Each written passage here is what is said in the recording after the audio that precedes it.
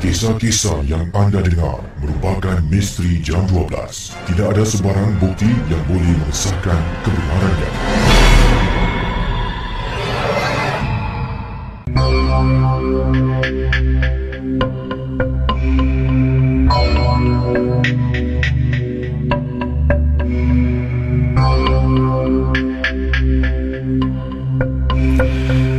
Selamat tengah malam kepada semua pendengar Misteri Jam 12 dan terima kasih kepada anda yang masih setia bersama dengan geng Burung Hantu Misteri Jam 12. Kisah yang pertama ingin saya bacakan pada tengah malam ini adalah pengalaman seorang pendengar. Ini datang dari Malaysia dan kiriman ini datang dari sebuah kampung. Tapi beliau rahsiakan kampungnya sebab takut nanti mungkin ada yang tersinggung perasaan apabila mendengar kisah yang mengakibatkan mayat seorang jenazah lah dikatakan di sini mendapat berita tentang kematian seseorang yang dikenali sangat-sangat di kampung saya.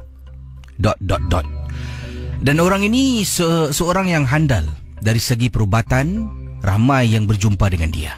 Tapi ada juga yang tak suka atas khidmat yang disediakan di kampung kami. Ada kata apa yang dilakukan menyeleweng. Ada juga yang tak suka dengan perbuatan cara-cara dia merawat pesakit-pesakitnya. Tapi dengar-dengar kabar, ramai orang telah pun dia bantu. Jadi tak tahulah yang mana satu yang benar. Cerita yang dia menggunakan jin, kadam untuk segala khidmat yang diberikan, ataupun saya nak harus percaya yang dia telah pun membantu banyak orang. Begini kisahnya, Casey. Pengalaman yang saya nak ceritakan ini apabila si Polan ni lah, seorang tukang obat handalan, meninggal dunia di kampung yang saya diami. Percaya ataupun tidak, inilah kisah dalam Misteri Jam 12. Kisah ini berlaku lebih kurang 8 tahun yang lalu, pendengar Ria 897. Apabila mendapat berita ini pada jam 7 lebih malam tentang saya berikan nama samaran Tok Ai. Tentang Tok Ai dalam keadaan nazak dan sakit. Ramai terus mendapat berita. Biasalah, kalau seseorang ni dikenali di kampung, orang tu sakit, orang tu dah baik sakit, orang tu keluar negeri, orang tu tolong ni semua akan tahu dalam sekelip mata. Lagi-lagi dengan kampung saya yang agak kecil ni, Kisi. Bila Tok Ai dalam keadaan nazak, berita tersebar luas dan ramai orang mula rasa takut. Bukan apa, sebenarnya Tok Ai ni memelihara katanya banyak kadam dan jin. Kalau dia meninggal dunia, apa akan jadi dengan jin-jin yang dia pelihara? Adakah jin ini akan ikut sama masuk ke alam kubur, ataupun jin ini akan terlepas dan mengganggu penduduk-penduduk kampung?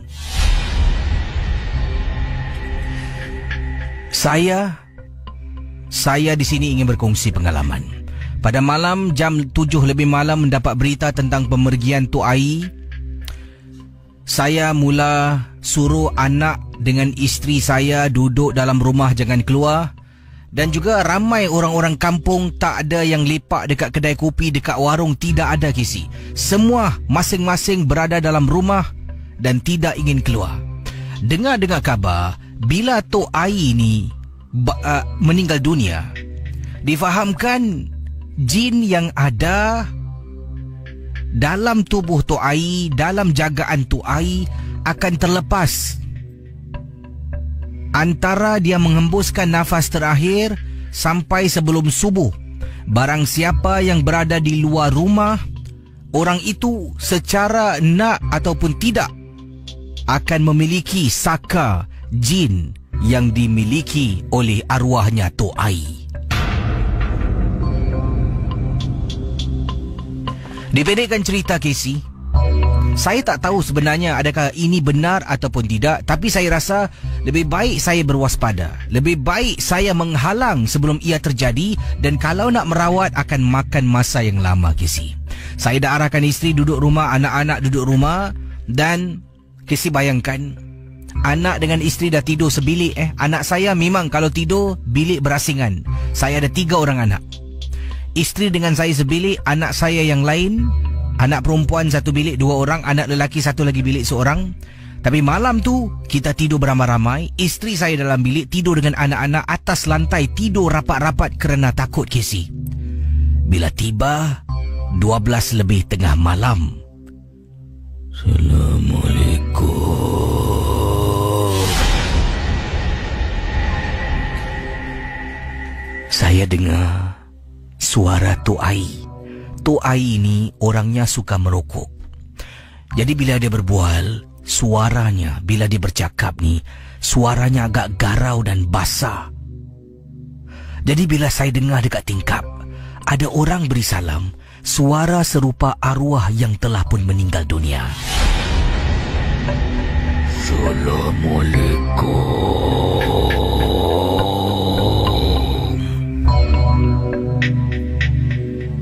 Nasib baiklah anak-anak dengan isteri saya dah nyenyak tidur. Saya yang tak boleh tidur sebab khawatirkan mereka. Assalamualaikum.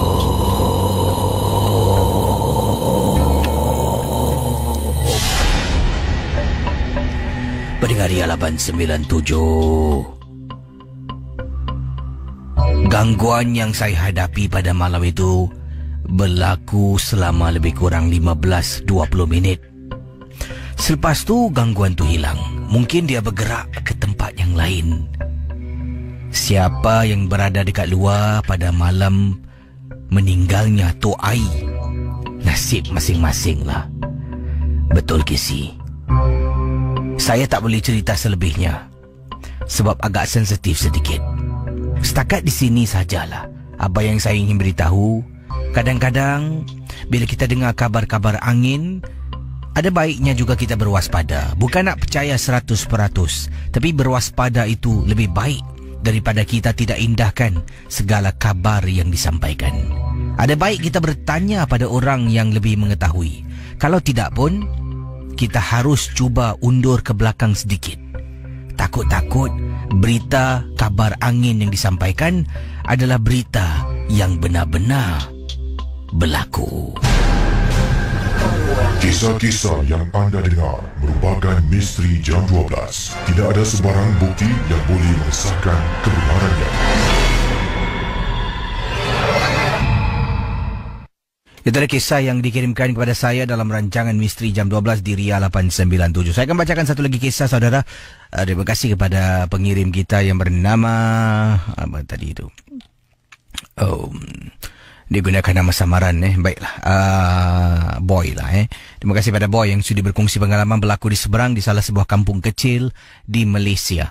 Jadi bila Tok Ai meninggal dunia tu masalah. Berita dah tersebar katanya Tok Ai kalau mati, kalau meninggal, hantu-hantu dia jin akan keluar dan mencari tuan-tuan yang baru. Jadi antara waktu Tok Ai mengembuskan nafas terakhir, antara waktu itu sehinggalah sebelum masuknya azan subuh, jangan keluar rumah. Sebabnya itulah paling mudah terkena rasukan, terkena pilihan sebagai tuan baru pemilik saka Tok Ai.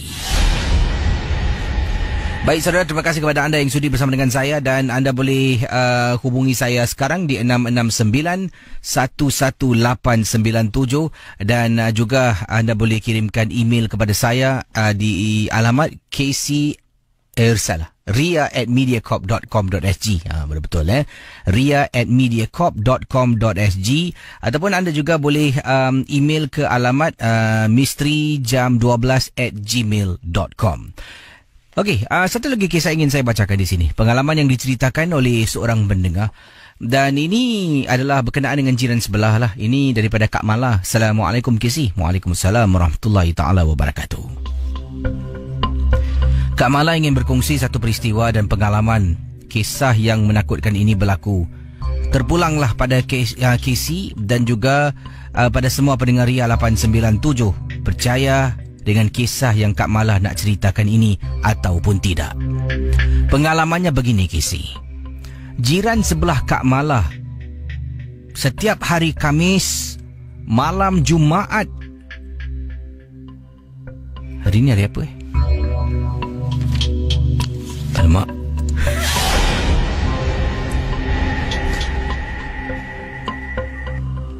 Setiap hari Khamis malam Jumaat, jiran Kak Malah akan mengasap rumah menggunakan bara api dan asap kemenyan. Itu memang kakak tak kisah. Yelah, kita hidup berjiran, tolak ansur lah sikit. Tapi yang kakak kisah ni, Casey, sejak dia mengasap rumah menggunakan sejenis kemenyan yang lain, sebabnya bau yang kakak terima ni bau agak lain sedikit. Sebelum ni dia asapkan, memanglah rasa seram meremang bulu rumah, tapi kakak masih boleh terima. Tapi setelah dia bertukar kepada tak tahulah kemenyan jenis apa yang dia gunakan, baunya lain. Bau yang kemenyan yang gunakan ni sakit hidung kakak. Sakit hidung, mata boleh buat pedih. Asapnya memang berkepul-kepul. Sampaikan bahagian koridor rumah pun dia akan asap. Bukan kakak seorang, malah jiran sebelah pun pernah beritahu kakak, pernah bertanya dengan kakak. Jiran sebelah adalah jiran berbangsa India. Jadi kita berdua ni ambil berat dan timbang rasa. Tapi dia ni tak timbang rasa langsung. Sejak dia gunakan kemenyan yang sakit mata hidung ni lah yang kakak tak tahan. Casey, setelah itu, ingatkan mungkin gangguannya hanya setakat kemenyan yang baru ni sakitkan hidung, sakitkan mata. Tapi Casey tahu tak, anak kakak yang berusia 14 tahun, kadang-kala dia suka sangat duduk dekat kawasan koridor rumah. Dekat koridor rumah ni, kakak ada letak sedikit lah kerusi dengan meja, bangku.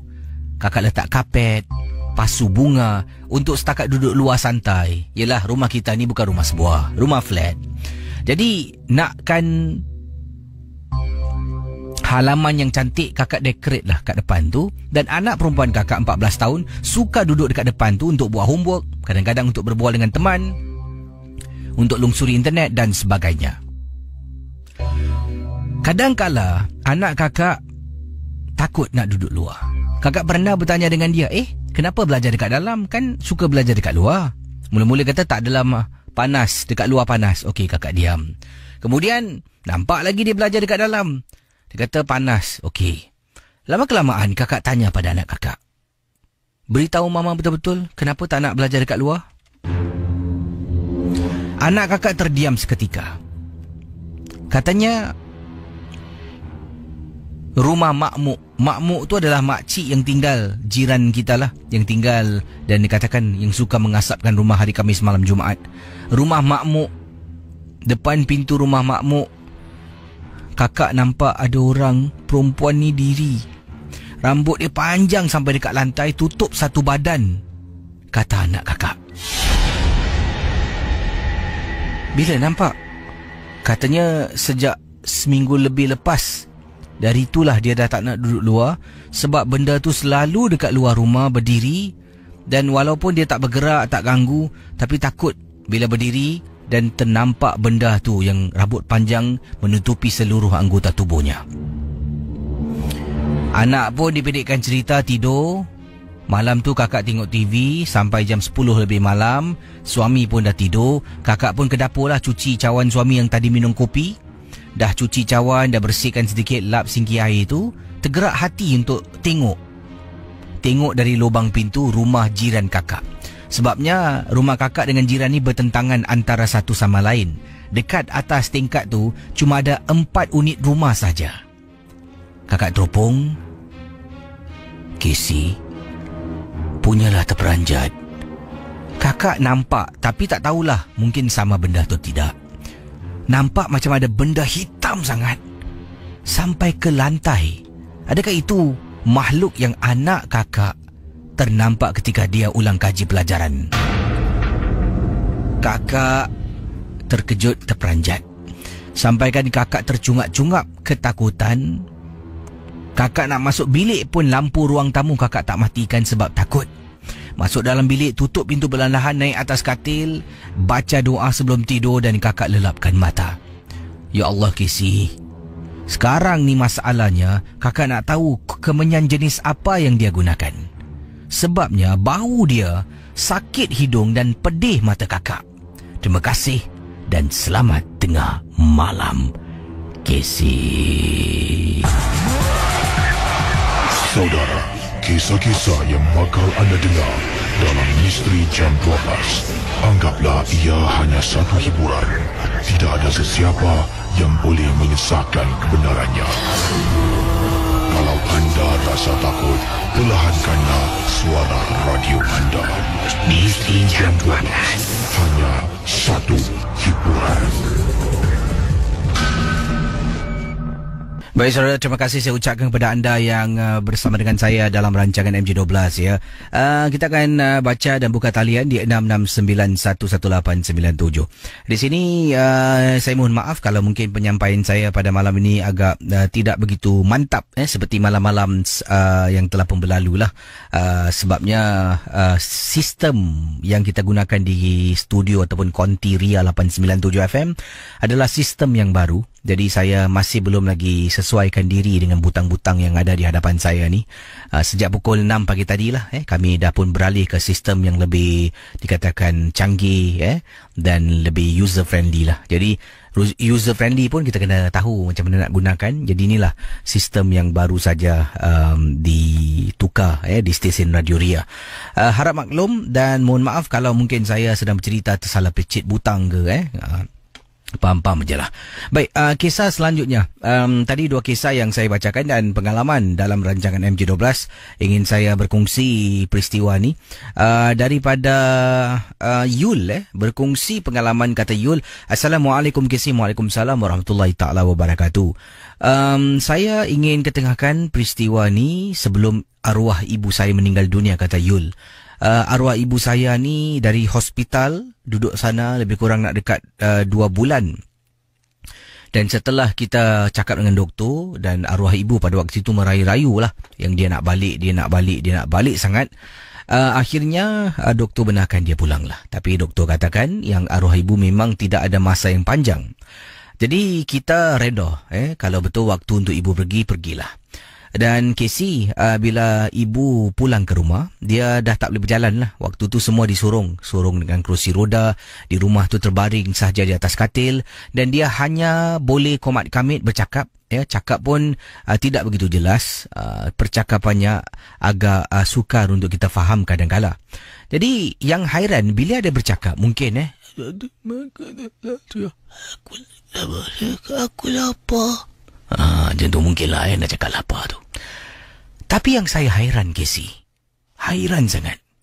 Mungkin kisah yang saya nak ceritakan ni taklah seram seperti kisah-kisah yang Casey pernah bacakan. Tapi yang ini lebih kepada misteri, kata beliau. Saya rasa hairan sangat bila bercakap dengan saya, arwah mak saya. Saya nak faham pun kadang-kadang susah sebabnya dia macam berbisik, lidahnya pun dah tak kuat. Tapi Casey, kadang-kadang waktu malam Casey, antara pukul 11 sampai 3 pagi. Nanti saya dengan isteri tengah dalam bilik lah, dah nak tidur ni. Tahu-tahu saya dengar.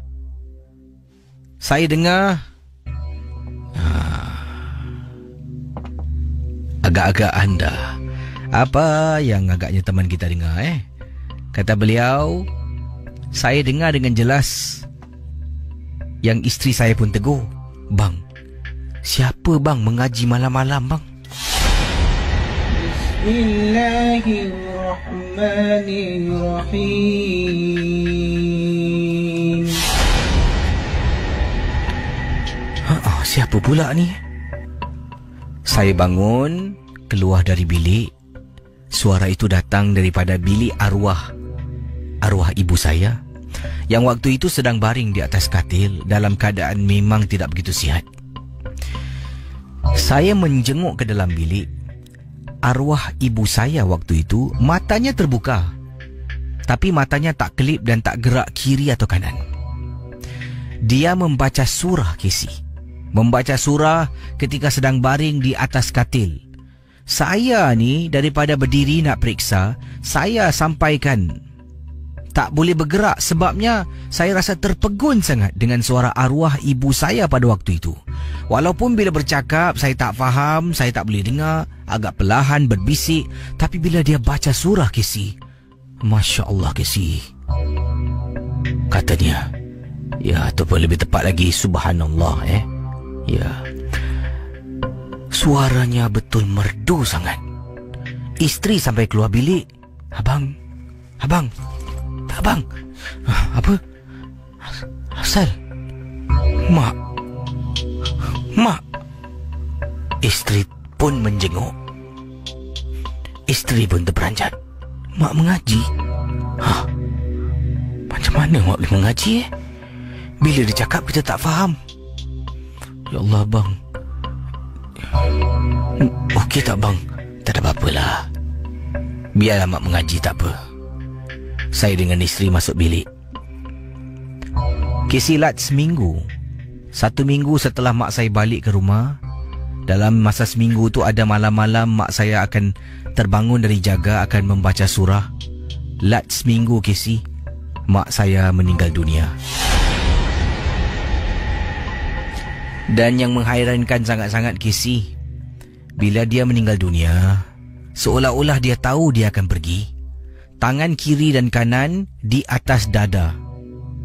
Tangan kiri dan kanan. Dan di atas dadanya adalah Al-Quran kecil yang dia pernah minta saya 2 hari lepas. Dengan keadaan suara terketah-ketah berbisik, katanya boleh tak belikan mak Al-Quran.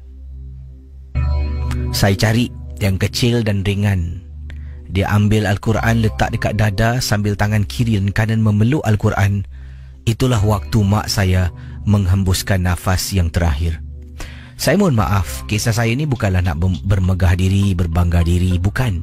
Tapi saya matlamat ingin berkongsi supaya kita sentiasa ingat pada Maha Pencipta yang memberikan kita segalanya. Tak kiralah usia kita muda ataupun tua, ingat kita akan mati dan boleh mati bila-bila masa sahaja. Mohon maaf sekali lagi kalau kisah saya tak seram. Terima kasih dan selamat tengah malam.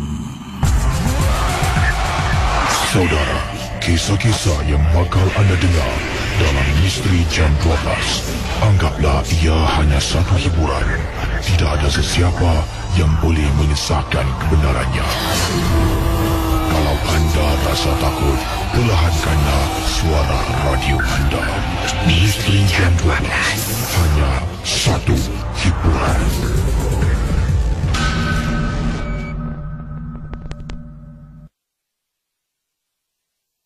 Baik, saudara, kita akan berehat seketika dan MJ12 akan kembali selepas pesanan-pesanan berikut ini. Sebentar nanti selepas iklan ni, saya akan berkongsi satu kisah. Ini pengalaman. Ini katanya daripada mana ni? Daripada Puan Farida. Kata beliau, dahulu semasa kecil, dia pernah dikejar oleh lembaga yang dikenali sebagai penanggal. Ini kisah di mana berlaku kisah ini, benar ataupun tidak, ingat MJ12 hanya sekadar hiburan. Kita kembali selepas pesanan-pesanan berikut ini. Misteri Jam 12 malam.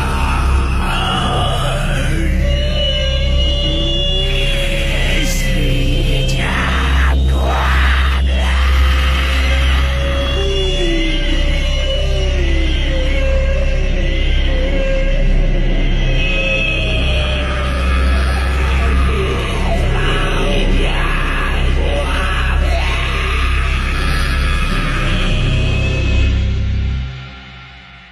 Okey, saudara, kisah yang ingin saya bacakan ini seperti yang dikatakan tadilah, seorang kakak berkongsi pengalaman ringkas beliau. Tidak begitu panjang kisah yang diceritakan. Peristiwa ini ketika dia masih kecil dan ini berlaku di estet perumahan Masling. Yang diceritakan waktu itu Kesi kakak baru balik kedai, dan dahulunya kakak ni kadang-kadang degil. Mak kata jangan, tetap nak buat nak pergi juga. Dan usia kakak pada waktu itu baru 8 tahun. Pergi ke kedai berdekatan dengan rumah kakak, tapi tidaklah begitu jauh. Turun blok dengan pakai t-shirt dan juga seluar pendek. Jadi semangat nak pergi kedai sebab nak beli jajan. Sebelum tu mak janji tapi tak boleh sebab adalah kena tolong mak. Sampai masuk malam, kakak di tangan tu waktu tu ada duit sebanyak $1. $1 tu dulu, kira dah banyak, macam-macam boleh beli. Jadi tanya kakak merugut sampai akan merajuk dengan mak. Akhirnya mak kata, aku kasih kau pergi, kau cepat balik Kakak pun turun dengan hati yang gembira sangat-sangat, turun bawah pergi ke kedai beli jajan dengan duit $1 lah pada waktu itu. Ini berlaku di estate perumahan Marsiling. Dalam perjalanan nak balik, tiba-tiba Kisi, kakak boleh rasakan macam ada sesuatu yang tak kena tau. Kakak berhenti sambil kakak tengok belakang, tengok depan, dan waktu itu kakak ingat lagi kakak sedang makan Nutella yang dalam kotak kecil tu dengan sudunya. Mungkin ada yang pernah makan Nutella. Alamak, kakak ni buat saya lapar pula. Nutella dalam kotak kecil dengan sudunya. Tengah jalan, cedok sikit makan. Jalan cedok sikit makan. Dan tiba-tiba rasa macam ada sesuatu yang tak kena. Kakak berdiri Kisi. Pada usia 8 tahun, kakak boleh ingat apa yang berlaku. Kakak berdiri, tengok belakang, tengok kiri, tengok depan, dan mula rasa takut, dan barulah ingat nak balik rumah secepat-cepatnya, dan barulah kakak teringatkan mak yang kata jangan turun bawah, nak cakap dalam hati ni kalau boleh aku terus silang naik ke rumah. Tengah jalan lagi Kisi, betul-betul dekat depan blok rumah kakak ni adalah hutan. Ya, ada bukit, lepas bukit tu ada hutan. Dekat hutan tu kakak nampak dalam banyak-banyak cuma ada satu pohon yang bergoyang, hayun kiri kanan. Kakak tenung dan renung lama-lama. Kakak mula-mula nampak macam ada cahaya tau. Cahaya warna merah, makin lama makin besar dan makin besar. Makin kakak terperanjat Kisi. Kakak apa lagi? Kakak lari sampai depan lift di kolong blok rumah kakak. Kakak tekan butang lift dan akhirnya lift sampai. Lift dulu tak macam lift sekarang Kisi. Dulu lift lembab dan dia tak turun pada semua tingkat, hanya pada tingkat-tingkat tertentu. Nasib baiklah rumah kakak ni cuma kena naik satu tingkat saja. Jadi bila naik atas, lift tengah dalam perjalanan, lift buka dekat tingkat 6, rumah kakak dekat tingkat 7. Nak naik atas ni Kisi, nak keluar lift, kakak fikir 2-3 kali. Takut-takut ada seseorang ataupun sesuatu dekat luar. Dan kakak ni bila menjenguk kiri kanan dah tak ada, kakak lari lintang pukang balik rumah, kemudian masuk dalam rumah. Mak pun keluar dengan keadaan kakak tercungap-cungap. Mak tanya, kau apa pasal? Tercungap-cungap? Kena kejantu Dalam hati Kisi, ya Allah, kalaulah kakak cakap kena kejantu, confirm kena tempiling.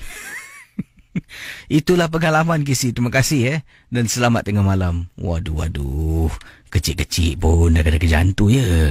Terima kasih lah ya. Misteri Jam 12. Kalau berani dalam, kalau takut jangan.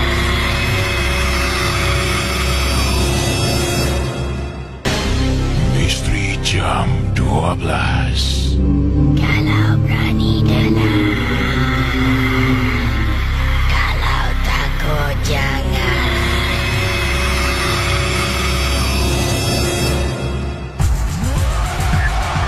Saudara, kisah-kisah yang bakal anda dengar dalam Misteri Jam 12, anggaplah ia hanya satu hiburan. Tidak ada sesiapa yang boleh mengesahkan kebenarannya. Kalau anda rasa takut, perlahankanlah suara radio anda. Misteri Jam 12, hanya satu hiburan.